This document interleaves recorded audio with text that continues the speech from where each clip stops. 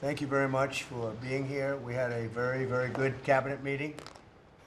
We're on our way to some tremendous numbers. I think, first of all, many companies are now moving into the United States. They're coming back. Some of them left us from many years ago, decades ago, and seems they're all coming back. We have probably identified maybe $4 trillion worth of companies moving back or going to move back.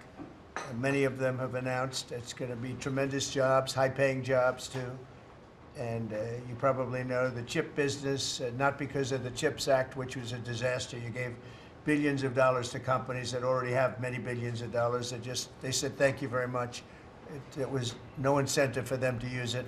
But what is good is the tariffs will make it so that they want to come back. That's why they're coming back. I think they're coming back because of the election that took place on November 5th and because of the fact that they have to come back because the tariffs are forcing them to come back.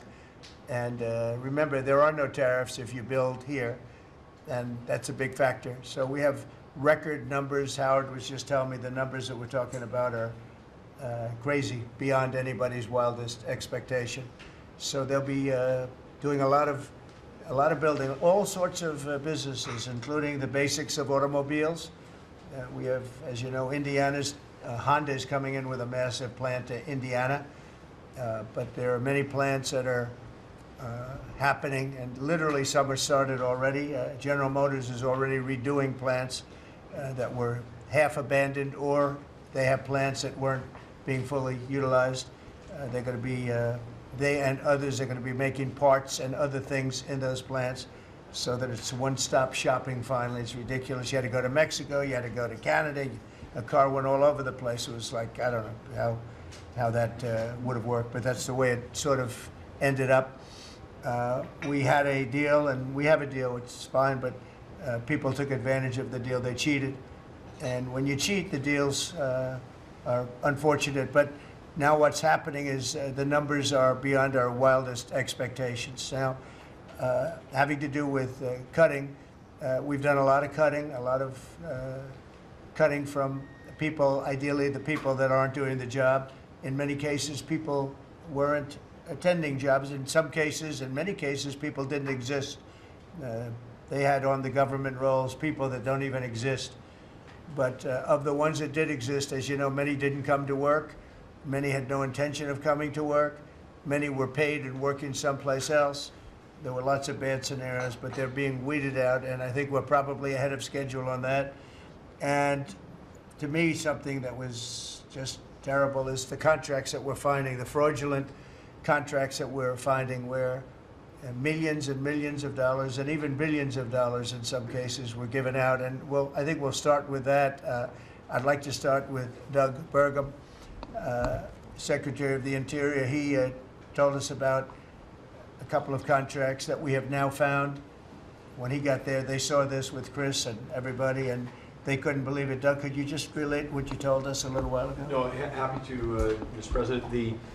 There's a federal consulting group, which was a group inside of Interior, but it was managing contracts from many different agencies that flowed through here. One of those contracts was to do surveys of individuals, $830 million for surveys. And so part of the question was, hey, could we actually see the surveys? And then the surveys came back, and a survey was like 8.5 by 11 sheet of paper with 10 questions that anyone's child in junior high could have put together, or AI could have done for free. $830 million. So that's one that we've stopped. And that contract was going out after you were inaugurated, sir. So Yeah. it was So jumping. It's a pure fraud. Yeah. It's a fraud. But we've had many fraudulent contracts that were caught by the work that Elon and his people are doing, and working with our people.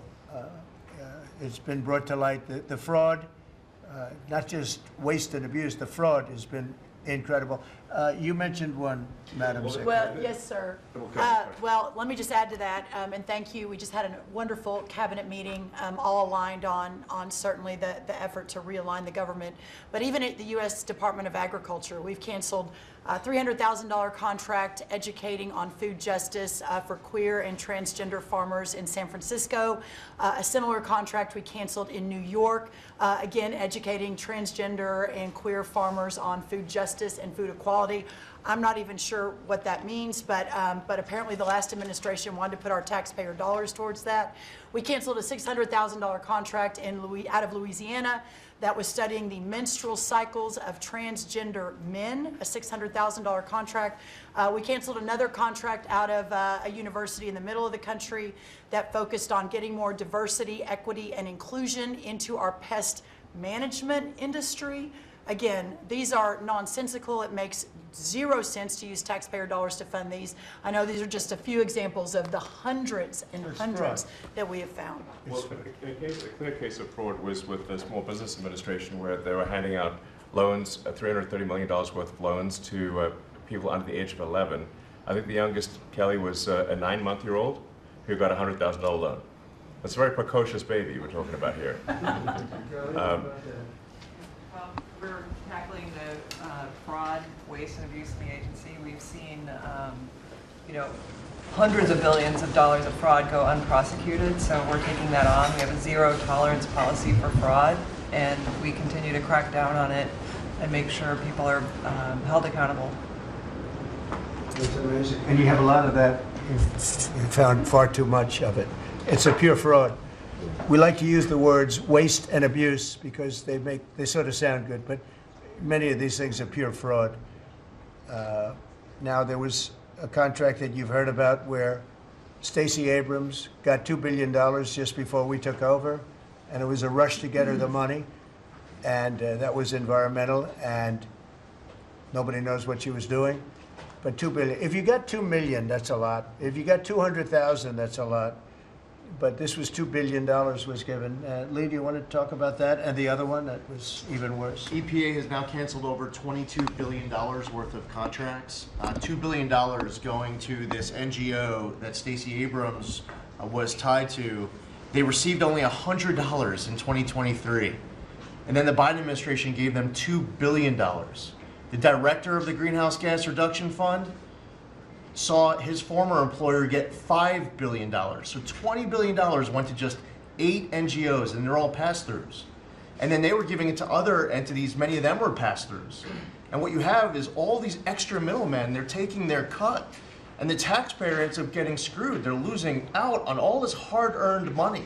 They can't afford to have the federal government waste. The partnership with DOGE and Elon Musk has been incredible at EPA. Their team is very talented. We wouldn't have been able to do it without them. And of course, this mandate from President Trump to make sure that we identify every last penny, whether we're saving $50,000, $5 million, or $22 billion. We will not rest until every last penny is saved. Thank you, Mr. President, for the opportunity to do this for the American public. Thank you. Great job, you did. So we have a lot of that. We're getting down to a point we think probably over the next 2 or 3 months we'll be pretty much satisfied with the people that are working hard and want to be members of the administration and our country, really. And they're doing a lot of good people. We have a lot of great people. We want to keep the good ones, and we want to get rid of the ones that don't exist, and we want to get rid of the ones that do exist but don't work. And we have quite a few of them. Would anybody else like to say something before we take some questions from the press, please? Doug Collins. Yeah, Mr. President, I think one of the things that you've always told me is take care of our veterans, and that's what we're doing at the VA. And one of the things, though, is you also have to know who your employees are. You have to know the very fact of who you are. We're 470,000 roughly when we started this, larger than the active duty Army, when you think about that in the perspective. But however, this is an interesting point. When I first got there and we started looking at this, how you take care of people, we didn't have an HR system that could actually give us a rundown on who actually was working where. That we've had to work with that, working with our VA employees who are DOGE liaisons. We've been able to put together an organizational chart which we can start looking at that. But the interesting part about it is about taking care of veterans, and what you've told me to do is how do we get the people in the right places. And I think when we look at this, GAO has told us we were high risk for years. The previous administration put literally tens of billions of dollars and tens of thousand employees over the last 4 years, and we saw our statistics basically stay the same or go down. Backlogs went up. You know, maybe the question is not money and employees anymore. Maybe it's the organization and how we effectively deliver for the American people. And that's what we're going to do. Well said. And, you know, one thing I want to add to it, it is not necessarily a very popular thing to do. You know, you're talking about employment, you're talking about people and the lives of people. And yet, I think the American public understands we're trying to save our country and make our country great again. I mean, you could say it, but we're trying to save our country from this extraordinary thing that was happening. What they were doing to our country was just a horrible thing. And I have no idea how it plays out in the public. I guess you see poll numbers that are very good numbers, but I don't know what that means long term. But it's something that has to be done. If we don't do it, we're not going to have much of a country left, so we have to do it. So we're doing things that I think a lot of presidents wouldn't be inclined to do, but we're doing it to really, you know, I don't want to use cliche. I don't want to say we're doing it to make America great again, because I say that on the campaign trail, but there's really no other words that could express it better than that. We're doing it to help our country, and our country was riddled with fat, like no country probably anywhere in the world, and we're getting rid of the fat. And at the same time, we're going to be bringing in millions of very good, high-paying jobs, and we're going to be taking in a lot of money. Our country's going to be very strong. We've been ripped off by every country in the world, friend and foe. We were taken advantage of like nobody's ever seen. And you saw what happened today with Venezuela. We did something with Venezuela, which is long in the making, and it's very substantial. And we'll be announcing cars very shortly, and we already announced steel, as you know, and aluminum. We'll be announcing pharmaceuticals at some point in the not too distant, because we have to have pharmaceuticals. We don't make pharmaceuticals anymore in our country. And if we have problems like wars or anything else, we need steel, we need pharmaceuticals, we need aluminum, we need a lot of these things that we sort of don't make anymore, and yet we're equipped to do it all. So we'll be announcing some of these things in the very near future, not the long future, the very near future. And it'll bring in billions of dollars, billions and billions, and it'll bring in, maybe more importantly, jobs. It'll protect the jobs we have, and it's going to be really, really quite amazing. Chris, did you have something to say? Yes, Mr. President. I want to say energy is the infrastructure that makes our country run and drives our national security. The Biden administration grew my department, the Department of Energy, by 20%, and expenditure much more than that, all in an effort to reduce the production of energy in the United States and to make energy more expensive. We are stewards of the American taxpayer dollars, right? That's the job of everyone around this table, led by you. We want to reverse that trajectory and care about every dollar an American taxpayer gives us, and are we using it for the benefit of Americans? Let me tell you one thing, huge growth in expenditures, huge growth in employee count. Puerto Rico, an American territory, had its electricity grid destroyed. They had billions of dollars in the Department of Energy to help Puerto Rico, yet they didn't spend that money, because that money would have meant more energy, more jobs, more prosperity in Puerto Rico. They wanted to have them as a poster child of wind and solar. This island should run on wind and solar. That just doesn't work. But they cared about politics more than the American people, and they didn't treat the dollars like they were their dollars. Yeah. This table, the team you have assembled, we're treating the American dollars like they're our dollars. Thank you. We're doing a great job on energy, by the way. We have things happening with energy that will knock your socks off. A really amazing job. Howard, do you want to say a couple of words?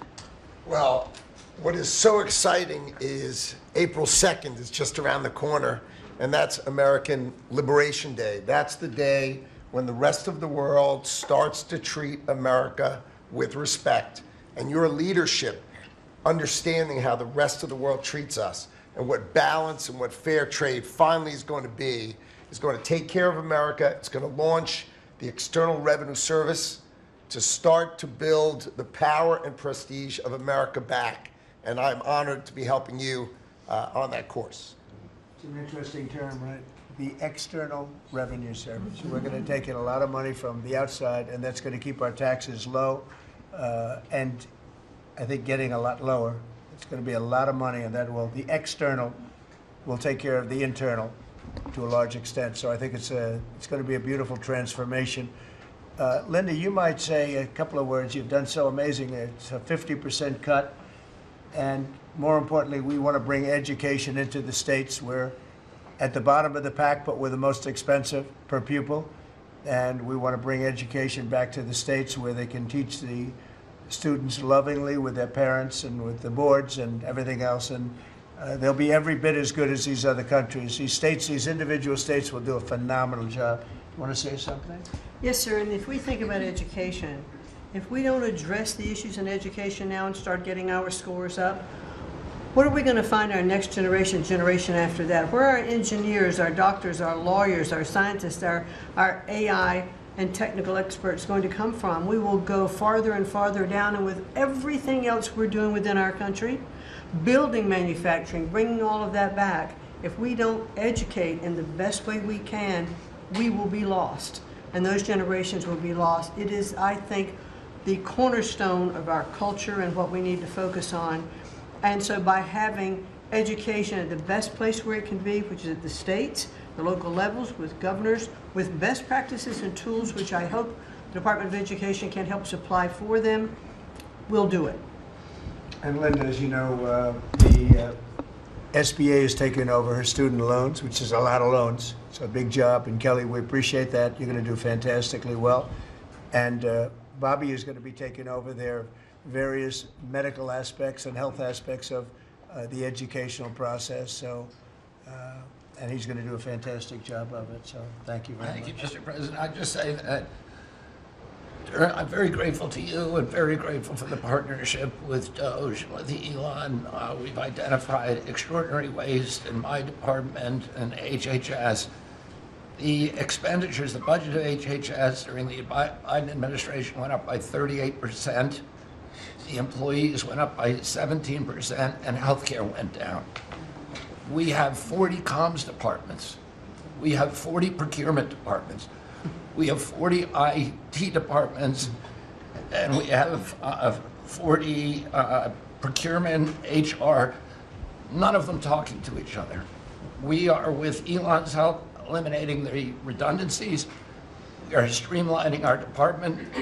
We're going to go back to providing gold standard science. We're going to get the money to the scientists and to the patients rather than to the administrators and to the bureaucrats. And we're going to restore gold standard science, and we're going to make America healthy again. Thank you very much. That's great. If you might, Madam Secretary, say a little bit about what's happening and how well we've done at the border. Sir, this last week I was in Arizona, California, Alaska, and Florida, and CBP literally has almost 100% operational control of the border, which means that our country is secure and that we know who's coming into this country and that they love our country and they want to help keep it great into the future. We are, in the month of March, the last couple of weeks, increased our deportations by 50%, so we're now not even just getting the worst of the worst out. We're making sure that there's consequences for being here and committing crimes in our communities, and the numbers are continuing to escalate and to go up. Sir, this week I'm headed down to El Salvador. I'll be in the prison where we sent TDA members. I'll be meeting with the president and also Colombia and Mexico and talking about building these relationships so that we can continue to get people out of this country that don't belong here and take them home. And also, you had talked to me about sending the message worldwide about the fact that people shouldn't be coming to this country and they shouldn't be coming here illegally. So we are in several other countries around the world with a message right now that's saying, if you are thinking about coming to America illegally and coming here, don't do it. You are not welcome. We have a legal process to becoming a United States citizen, and there are consequences if you come here illegally, and America has changed because we're putting Americans first. So we've also, the Coast Guard has done phenomenal work. I don't know if you all have reported on it, but we have broken historic records in the amount of drug interdictions that they have brought in. We've repositioned the fleet to go after the fentanyl crisis and to go after the southern border and securing it, and they've done amazing work as far as that. We were down in Florida, they brought in $500 million worth of cocaine that they had done in 14 interdictions and had brought them in, going right directly after the cartels and doing great work there. And we have a cutter that we have sped up the process, sir, the icebreaker, that'll be hitting the waters here this summer, and we've got 2 more that will be coming. But you know, Russia's using their cutters and icebreakers up in the Arctic to do surveillance on us, and we're going to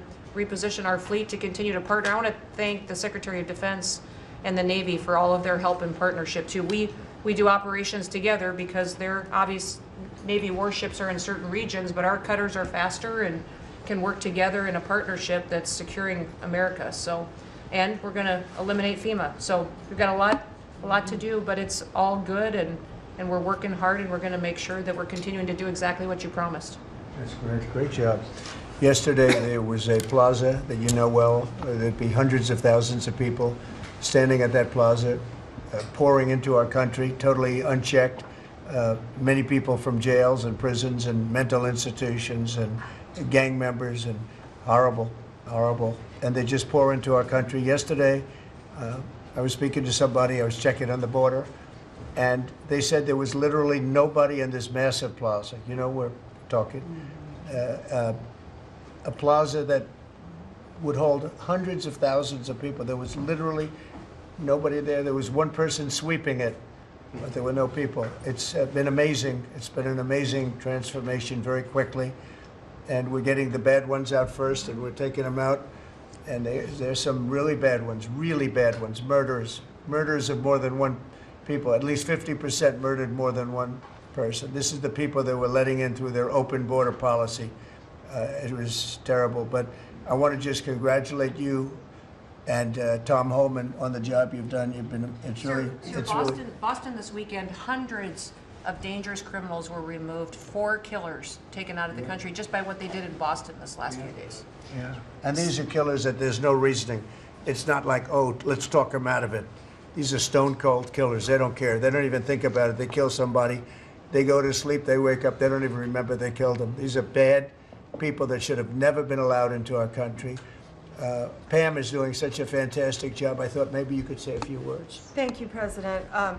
As far as we are hearing a lot about fraud, waste, and abuse, a lot of waste and abuse, but there is a tremendous amount of fraud. And Elon, thank you for your partnership. Thank you for your team. You have uncovered so much fraud in our government, and we will prosecute you.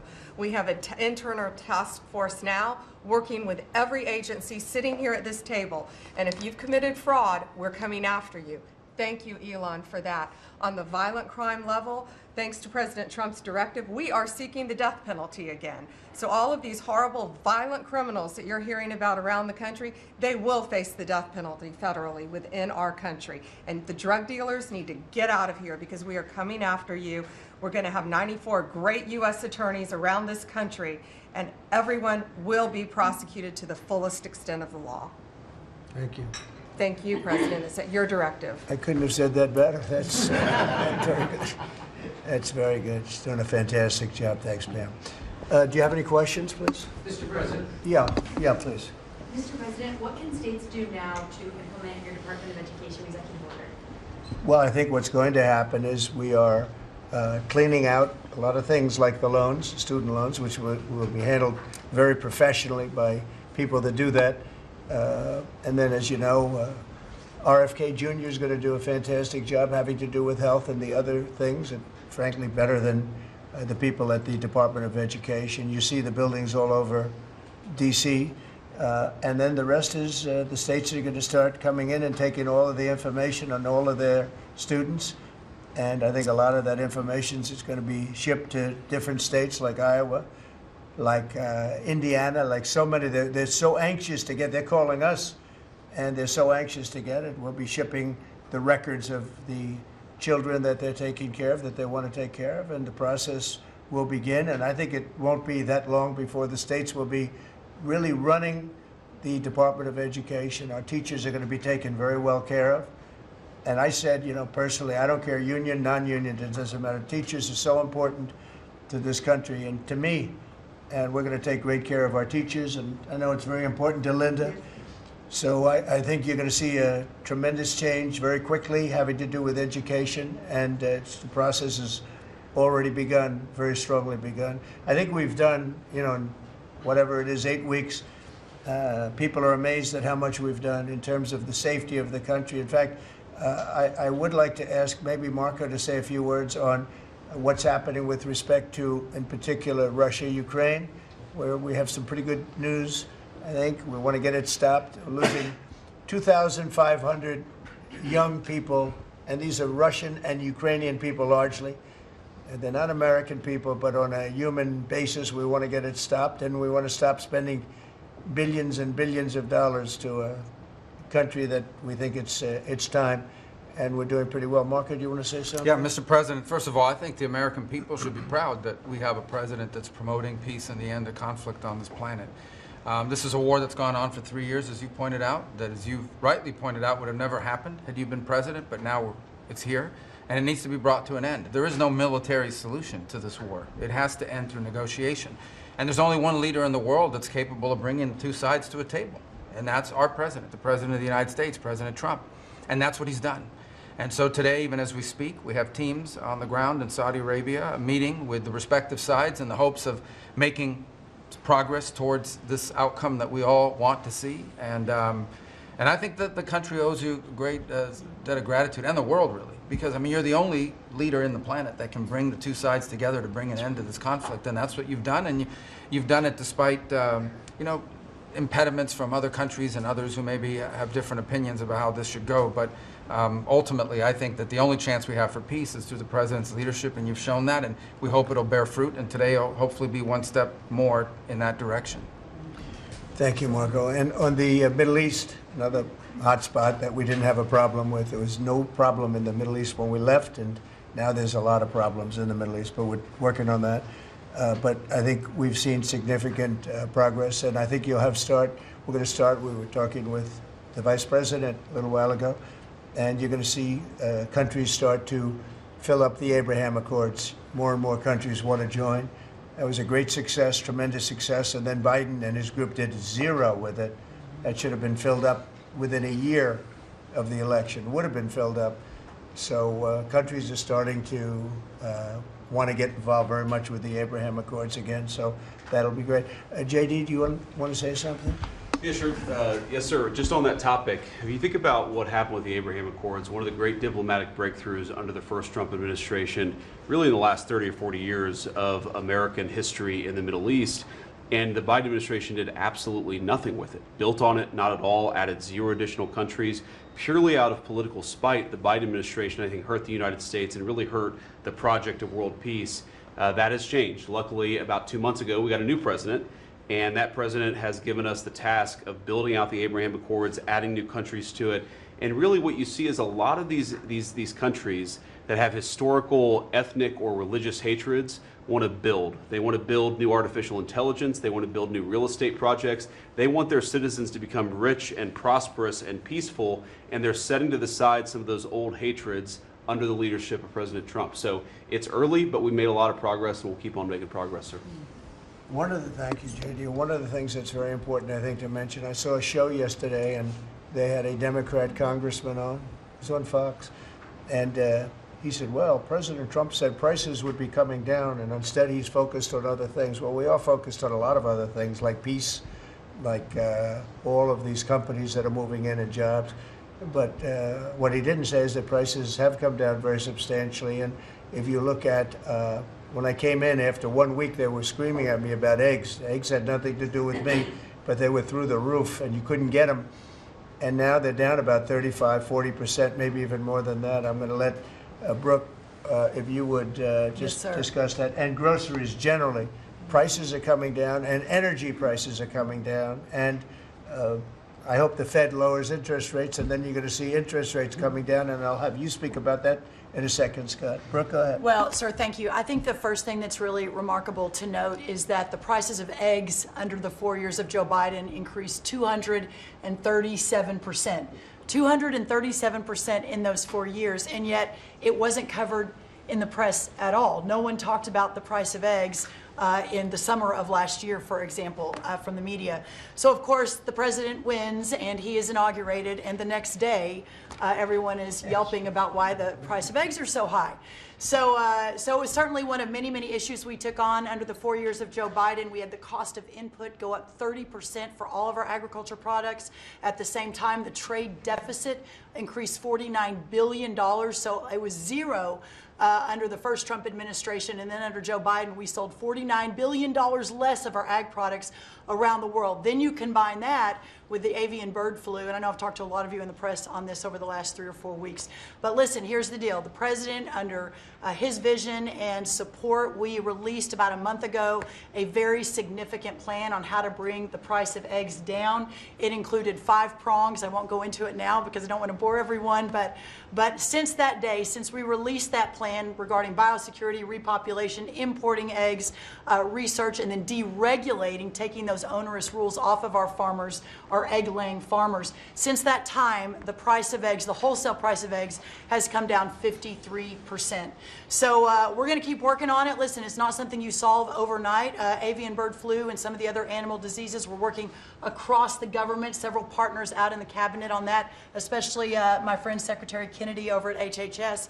But we have a long-term solution, but at least for now, in the short term, thanks to President Trump and so many that have worked so hard, the price of eggs are coming down, as well as the price of groceries. So thank you, sir, for the opportunity to lead on that. And the number is 53%, and they're readily available. So I think it's a fantastic job. And overall groceries are down, too. That's right. They're coming down. So the consumer's finally seeing some good news instead of year after year of prices going up because of grossly incompetent leadership.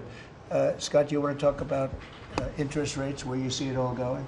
Yes, sir. So we are, under your direction, we're reprivatizing the economy. We're bringing down government spending. We're bringing down excess employment in the government sector. On the other side, we're going to re-leverage the banking system. We're going to have all the new manufacturing jobs, so everyone who's laid off from the government will have an opportunity to go into the private sector, and that is going to lead to disinflation. Inflation is under control. We're going to get the affordability crisis fixed. So lower energy, deregulation, more private sector jobs that will naturally get interest rates down. Interest rates down. Mortgage rates are down almost every week since January 20th.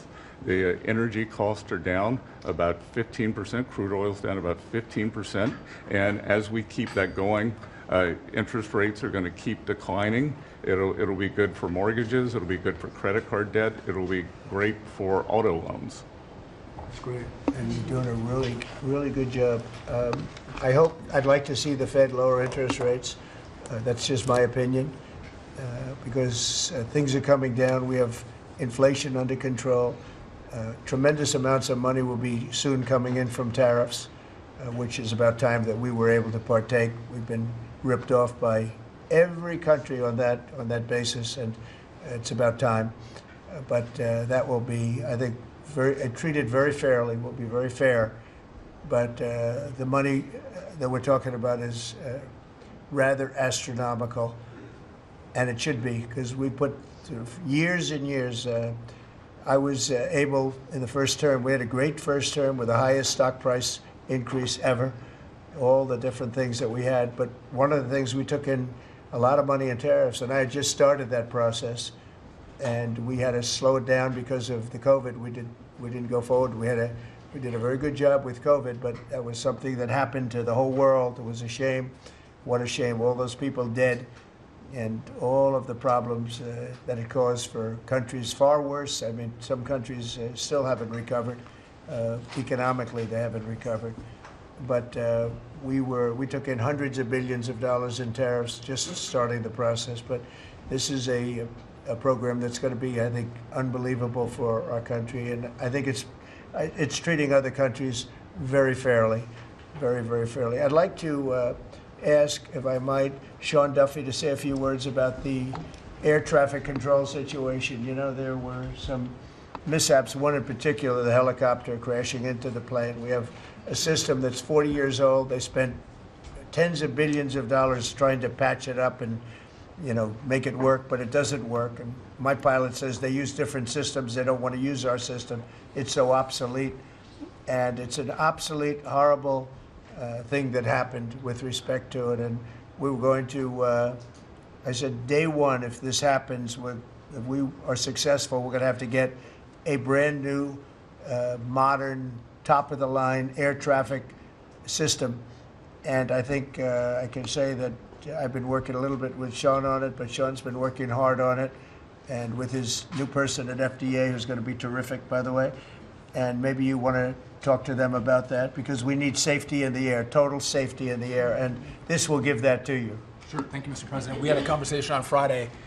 Again, our air traffic control system, as we talked about maybe privately or I don't know publicly with all of you, but we have decades of ideas and billions of dollars, and no progress is ever made on any of these initiatives.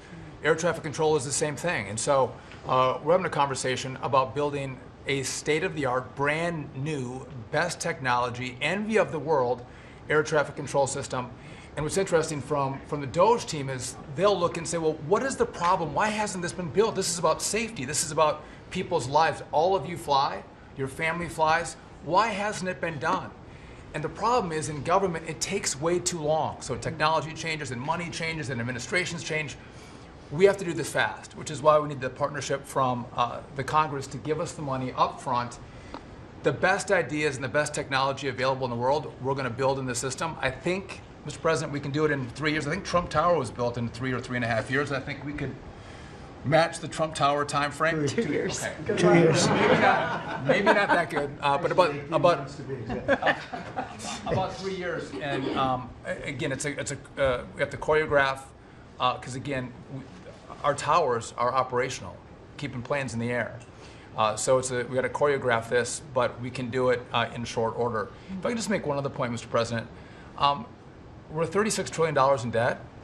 You've never had a DOGE. We've never come in and looked at our government the way, Mr. President, you've looked at this government and said, there's too many people, there's contracts, fraud, waste, and abuse.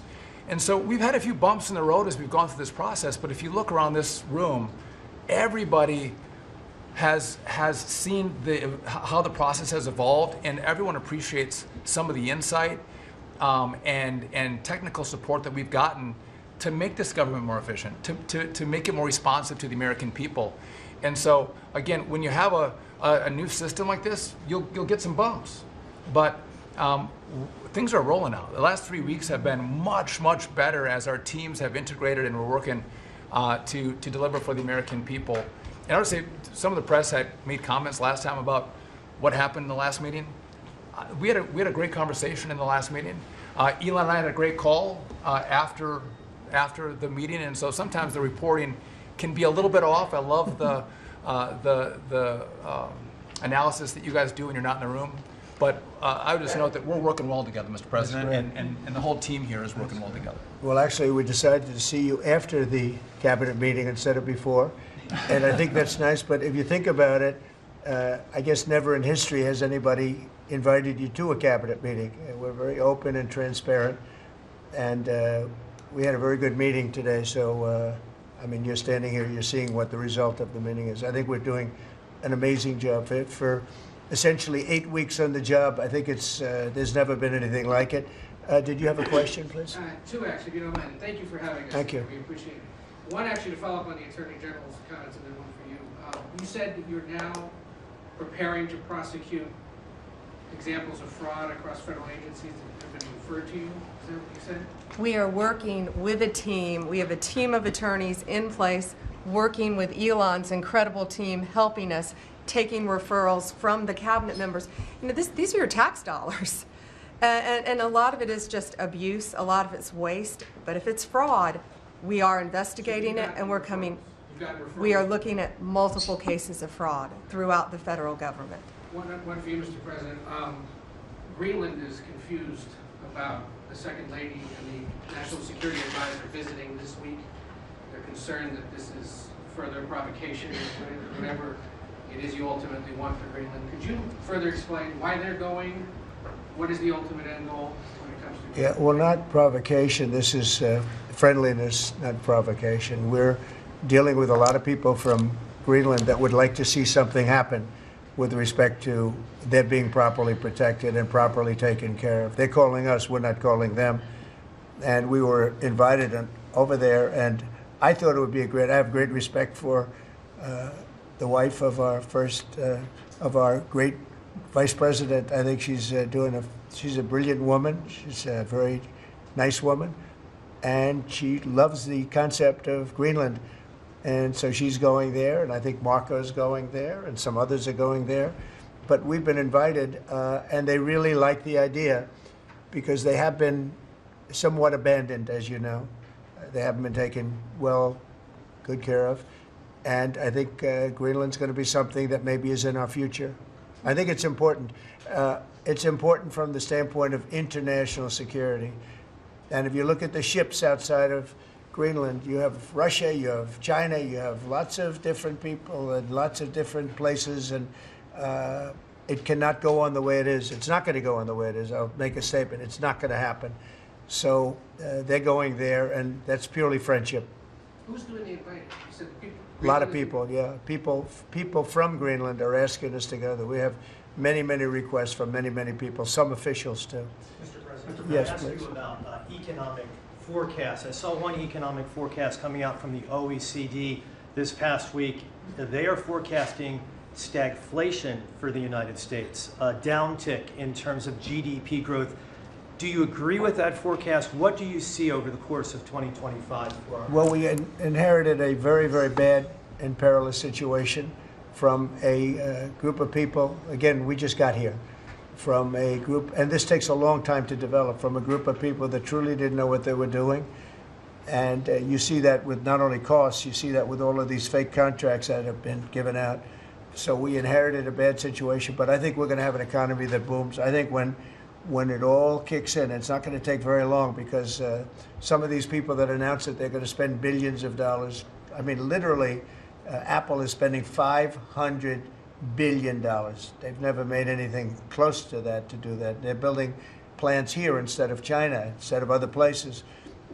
When it all happens, and it's going to happen very soon, these are people that are already, in many cases, they're already starting. They just announced, in some cases, they announced, but they actually started before the announcement, as you know, because some are already building. This is going to kick in. I think it's going to be amazing. So they're looking at, based on numbers that I was looking at 6 months ago, 7 months ago, I was very concerned about the economy. We're going to have something that's like nobody's ever seen before. We have numbers, and we have job generation that I don't think we've ever seen before. See how it works out? But I think the economy is going to go through the roof. Okay. Mr. President, yeah, also, please. About Ukraine, in an interview with Time Magazine published this morning, President Zelensky said he believes that some members of your team have been influenced by Russian information. Those were his words. What do you have to say to that? Well, probably they have been influenced to get this thing settled, because Ukraine wants to see it settled. I think they have to have it settled, and Russia wants to see it settled. And I think if I weren't president, this would never happen. Marco's doing a great job, and Steve Witkoff has been incredible. Michael Waltz. We have a great group of people working on it, and that takes a good part of their day, settling something that really, it affects us monetarily because we've given so much money, and we're getting that done. In fact, Scott is telling me that the agreement on rare earths is just about completed. They'll sign it shortly. So it's, as you know, Europe is in for a very small fraction of what we're in for. It affects them much more than it affects us. Again, they are in as a loan, which nobody knew until I came along. Europe is giving the money to Ukraine as a loan. We were just pouring money into Ukraine. It was a very unfair situation. So we made a deal on rare earths. But most importantly, we want to stop the killing that's going on. 2,500 on average, mostly soldiers, a week are being killed. And they're Russian and they're Ukrainian, and if we can stop it, that's a very important thing to me on a human basis. Okay, anybody else? Are you signing the rare earths deal today? Is that what you mean? No, we'll be signing it soon. So on Ukraine. It'll be signed very soon. Can I ask another question on Ukraine? Yeah. You recently mentioned the fate of all the Ukrainian children abducted and transported to Russia. So are you demanding that Russia return these kids to their families in Ukraine? Well, it's one of the things that we're talking about. I know that no decision's been made. We're talking about territory right now. We're talking about lines of demarcation. We're talking about power plant ownership. Some people are saying the United States should own the power plant and then work it that way because we have the expertise to fix it up, et cetera, et cetera. It's okay. That would something like that would be fine with me. But they are talking about ownership of the big nuclear power plant in particular. But all of these things will come up, and they have come up, and that has been discussed, yes.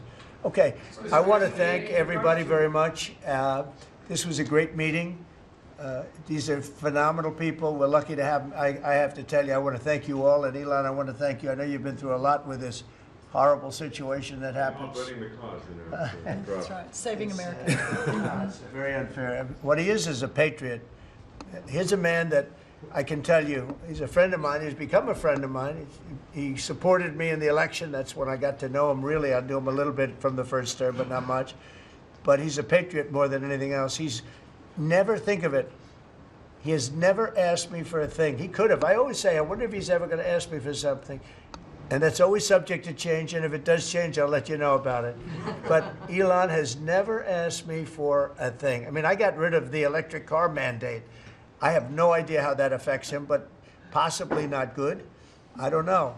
But he's never asked me for a thing. And I think that's an amazing tribute. I did get activated last week when I saw what they were doing. I said, he makes an incredible product, and we're going to go out and tell people you can't do that stuff and support him. They got to support him, because if he wasn't doing this, he wouldn't have any of these difficulties. And I think it's getting less and less. Pam has done a great job with regard to all of the, I mean, I know the kind of investigations that are going on. If she finds them, which she will, she already found 4 of them. But I think they're going to suffer very grave consequences, because they're really terrorists when you think about it. They're terrorists at a high level. And I think the people that are financing them, they could very well be people I know, people that you write about. But those people are in big trouble, so they better cut it out. But Elon's a patriot. We want to thank you very much for the job you're doing. Thank you very much.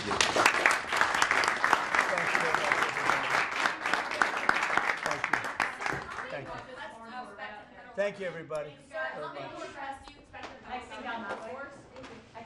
Thank you very much. Thanks to all the DOGE team who are getting death threats on a daily basis. Just trying to do the right thing for the American taxpayer and for the American people. Just a thank you to the DOGE team who are literally getting death threats and being accosted. And you know, these are, a lot of them are just kids. You know, they're just trying to help out, and they're very talented. They could get jobs for millions of dollars a year. Instead, they come here, earn peanuts, and get death threats. So thanks to the DOGE team. Thank you.